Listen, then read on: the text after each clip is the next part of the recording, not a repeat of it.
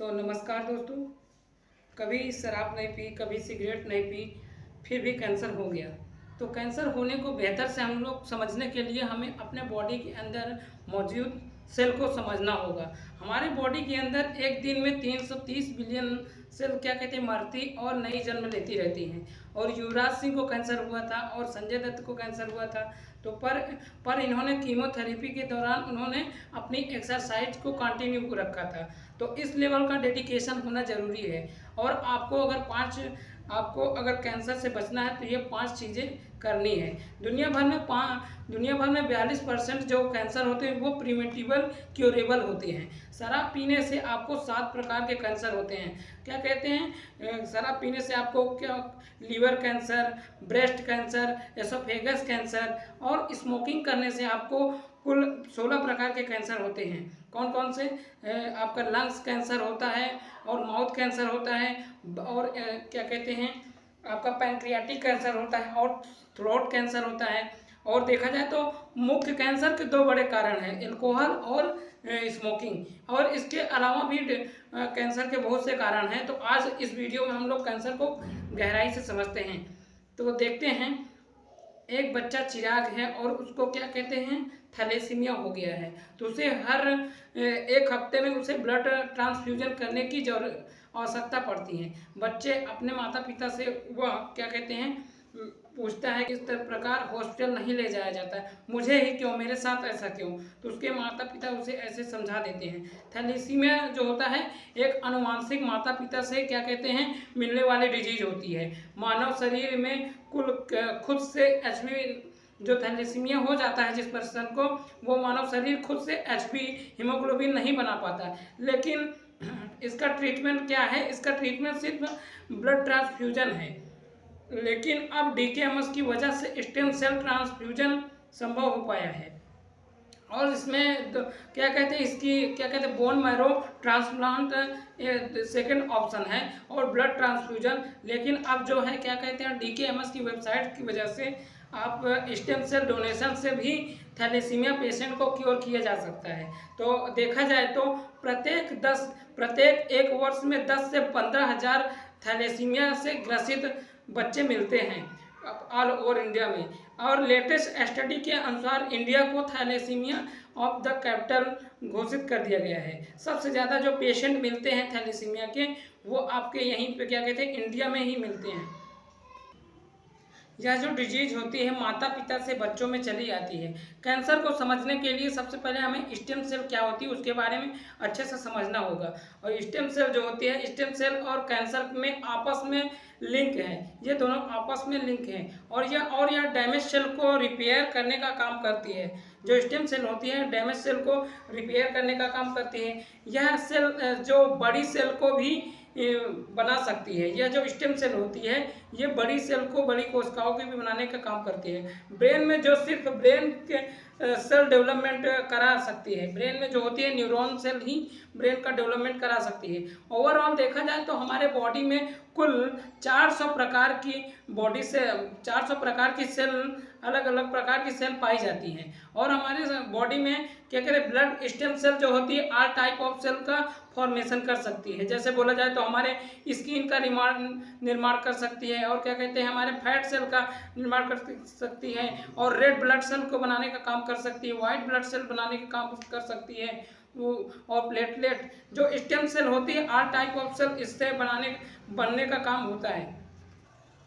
हमारे बॉडी में कुल क्या कहते हैं सेल की संख्या 30 से 37 ट्रिलियन ह्यूमन सेल की संख्या है। हमारे बॉडी में कुल 30 से 37 ट्रिलियन सेल हैं। और एक चिल्ड्रन की बात किया जाए तो चिल्ड्रन में 17 बिलियन सेल पाई जाती है। और अडल्ट में बात किया जाए, अडल्ट मेल में 36 ट्रिलियन सेल पाई जाती है। वहीं अगर बात किया जाए तो फीमेल में आपके 28 ट्रिलियन सेल पाई जाती है। तो हमारे शरीर में एक दिन में 330 बिलियन सेल क्या कहते हैं 330 बिलियन जो सेल होती हैं मरती और नहीं बनती रहती हैं।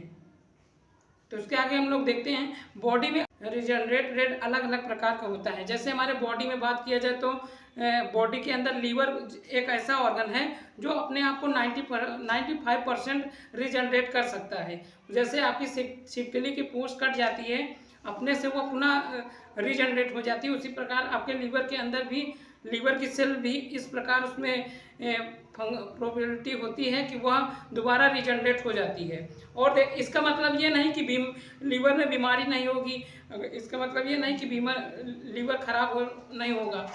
लीवर खुद को डेवलपमेंट कर सकता है, वह 95%।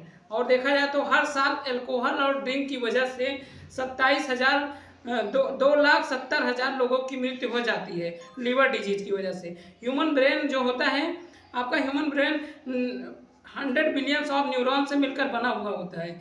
ह्यूमन ब्रेन जो होता है आपका 100 बिलियन ऑफ न्यूरॉन से मिलकर बना होता है। और एक न्यू बॉर्न बेबी में 25 लाख न्यूरॉन पाए जाता है। ब्रेन का कुछ हिस्सों का रीजनरेशन होता है।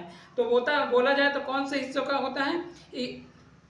ब्रेन के अंदर आपका हिपोकैम्पस जो ऑर्गन्स पाया जाता है उसका रीजनरेशन होता है। और ऑल्फैक्टरी बल्ब का भी क्या कहते हैं रीजनरेशन होता है। ऑल्फैक्टरी बल्ब का काम होता है स्मेल का काम करना। ब्रेन के अलावा स्पाइनल कॉर्ड में भी क्या कहते हैं, ब्रेन के अलावा स्पाइनल कॉर्ड, क्या कहते हैं, जॉइंट और हार्ट सेल का रीजनरेशन बहुत स्लो होता है। तो इसीलिए आप लोग को देखा जाए तो क्या कहते हैं, स्पाइनल कॉर्ड और जॉइंट्स का रीजनरेशन बहुत स्लो होता है, इसीलिए यह जल्दी ठीक नहीं होता, बहुत स्लो वर्क करती है। इसके अपोजिट देखा जाए तो स्किन, आपकी इसके अपोजिट स्किन सेल जो होती है वो बहुत जल्दी रीजनरेट हो जाती है। क्योंकि आपको अगर चोट लगती है तो चोट आपके कुछ हफ्तों में चोट आपकी भर जाती है और ठीक हो जाती है, तो उसको भरने में समय नहीं लगता।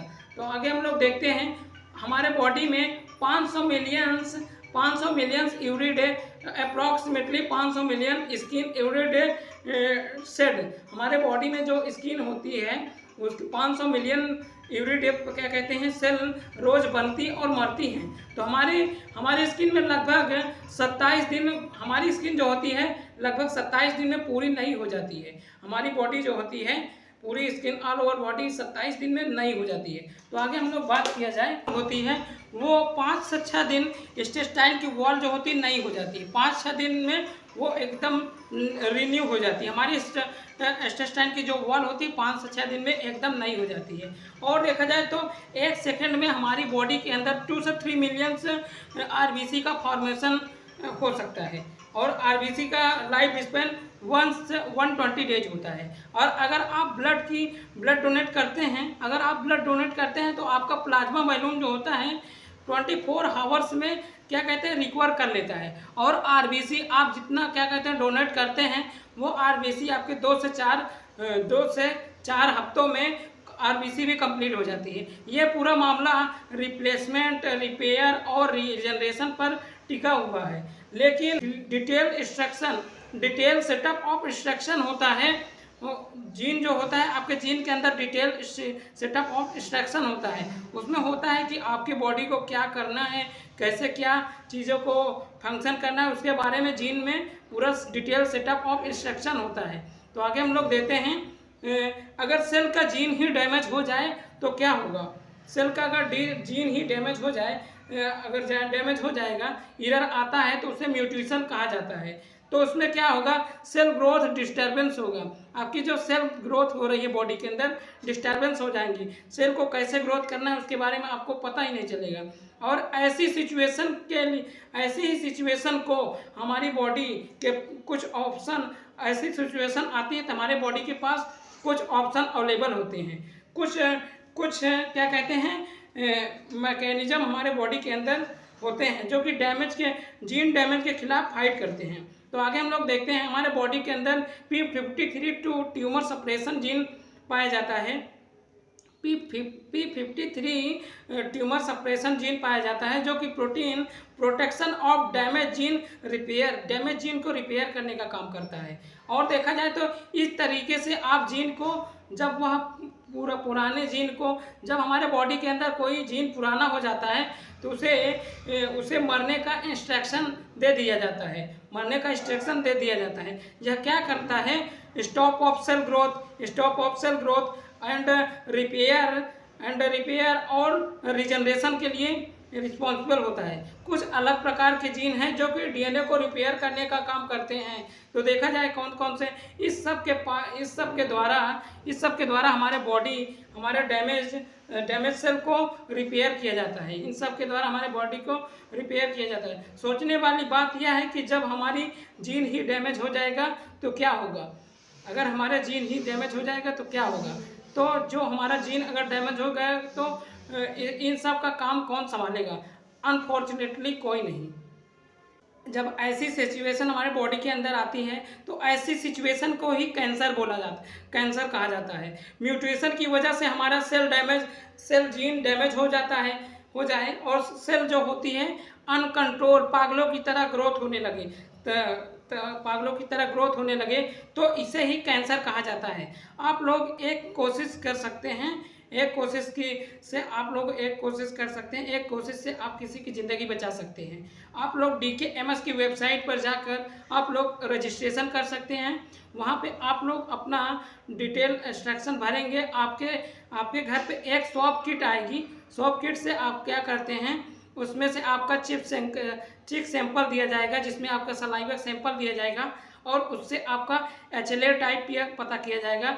HLA type human leukocyte antigen पता किया जाएगा। इससे जो भी ब्लड कैंसर पेशेंट हैं उससे उनको स्टेम सेल डोनेट करके उनकी जान बचाया जा सकता है। तो आप उनकी मदद कर सकते हैं। तो आप लोग जितने लोग भी हैं DKMS की वेबसाइट पर जाकर रजिस्ट्रेशन कर सकते हैं। मैंने उसका डिस्क्रिप्शन जो है लिंक में लगा दिया है। तो आप लोग उसको क्या कहते हैं, रजिस्ट्रेशन कर लीजिए। इससे आप किसी की जान बचा सकते हैं। तो जितने लोग भी हैं मैं आशा करता हूँ कि आप लोग रजिस्ट्रेशन करेंगे। तो आइए हम लोग अपने टॉपिक पे आते हैं। तो अभी आप DKMS की वेबसाइट पर जाकर रजिस्ट्रेशन कर सकते हैं और आप स्वैब किट आपके घर पे आएगी। आप उससे आप सैंपल देंगे। सैंपल देने के बाद आपका HLA टाइप पता किया जाएगा और भविष्य में क्या कहते हैं, आपका जो डेटाबेस है वो DKMS की वेबसाइट पर सेव हो जाएगा और उससे भविष्य में अगर कोई पेशेंट आपका HLA टाइप मैच होता है तो आपको कॉल किया जाएगा। तो आपको वहाँ पे स्टेम सेल डोनेशन करना पड़ेगा। अगर स्टेम सेल आप देते हैं तो किसी की कैंसर पेशेंट की जान बचा सकते हैं। तो कितनी अच्छी बात है, आप लोग किसी की मदद कर पाएंगे। तो जितने लोग भी हैं क्या कहते हैं, DKMS की वेबसाइट को एक बार रजिस्ट्रेशन कर लीजिए। मैं आशा करता हूँ कि आप लोग ज़रूर करेंगे। तो आइए हम लोग अपने टॉपिक पे फिर आते हैं। कैंसर सेल जो होती है वो अनकंट्रोल हो जाती है और वो क्या कहते हैं, हेल्थी सेल के रास्ते में आ जाती है। वो इतना अनकंट्रोल हो जाती है कि जो हमारे हेल्थी सेल हैं उनके रास्ते में भी आकर वह रुकावट बनाने लगती है। और यही कारण है कि कैंसर बॉडी के एक ऑर्गन से शुरू होकर ऑल ओवर बॉडी पूरे शरीर में फैल जाता है। अभी हम बात करते हैं ट्रीटमेंट की। अभी हम लोग बात करते हैं कैंसर के पेशेंट को ट्रीटमेंट कैसे किया जाता है। तो ट्रीटमेंट की बात किया जाए तो कैंसर का एक फेमस ट्रीटमेंट है, क्या कहते हैं, कीमोथेरेपी। कीमोथेरेपी जो होती है केमिकल की मदद से हम पावरफुल कैंसरस सेल को खत्म करते हैं। कैंसर के साथ इसकी एक खराबी है, क्या कहते हैं, कीमोथेरेपी की एक बहुत ही बेकार बात है। क्या कहते हैं, ये कैंसरस सेल के साथ साथ वो अच्छी सेल को भी खत्म कर देती है। यह हमारे बॉडी के अंदर जो भी फास्ट रिग्रोथिंग सेल होती हैं उनको भी खत्म कर सकती है। तो देखा जाए तो हमारा जो बाल होता है, बाल केराटिन सेल से बना हुआ होता है। केराटिन जो सेल होती है वो बहुत जल्दी फास्ट सेल ग्रोथ होती है।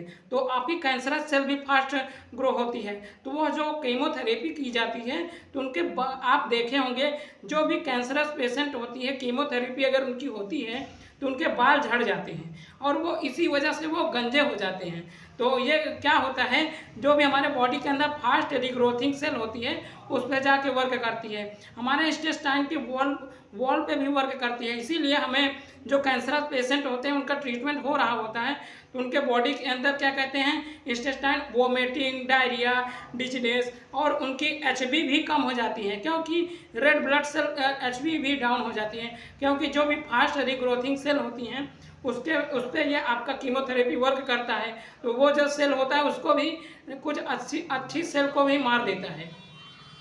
तो यही कारण है कि कीमोथेरेपी कराने वाले लोगों को देखे होंगे आप, तो वो गंजे होते हैं। तो आई होप आप लोगों को यह नॉलेज अच्छा लगा होगा। तो आप लोगों को ज़रा सी भी यह नॉलेज अच्छा लगे तो चैनल को सब्सक्राइब कीजिए, और मिलते हैं इसी तरीके के नॉलेजेबल और इफ़ेक्टिव वीडियो में। तो तब तक के लिए मैंने जो बताया आपको लोग को DKMS की वेबसाइट पर जाके रजिस्ट्रेशन कर लीजिए, और उससे आप किसी की मदद कर सकते हैं। मैंने डिस्क्रिप्शन में लिंक लगा दिया है। तो अब हम लोग मिलते हैं इसी तरीके के नेक्स्ट इफेक्टिव और नॉलेजेबल वीडियो में। तब तक के लिए बाय।